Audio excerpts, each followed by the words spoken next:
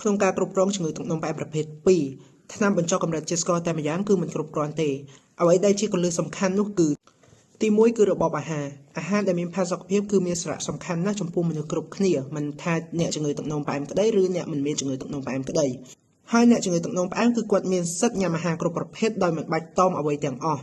ក៏ប៉ុន្តែក្នុងកម្រិតជាតិស្ករក្នុងអាហារនីមួយៗមានភាពខុសគ្នាអាហារខ្លះមានកម្រិតជាតិស្ករខ្ពស់អាហារខ្លះមានកម្រិតជាតិស្ករល្មមហើយនិងអាហារខ្លះទៀតមានកម្រិតជាតិស្ករតិចដូច្នេះហើយដែលតម្រូវឲ្យអ្នកជំងឺទឹកនោមផ្អែមគឺគាត់ត្រូវរៀបចំនៅរបបអាហារគាត់ឲ្យបានត្រឹមត្រូវបើសិនជារបបអាហារនោះមានជាតិស្ករច្រើនយើងត្រូវញ៉ាំតិច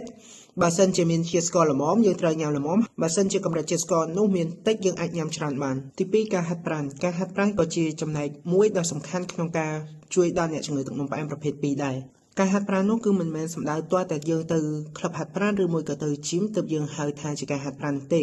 ការរត់ការដើរការធ្វើការងារផ្ទះឲ្យមានសកម្មភាពក្នុងរាងកាយរបស់យើងនឹងក៏ចាត់ទុកជាការហាត់ប្រាណផងដែរដោយឡែកអ្នកដែលធ្វើការនៅក្នុង office ដែលមិនសូវបញ្ចេញនូវសកម្មភាព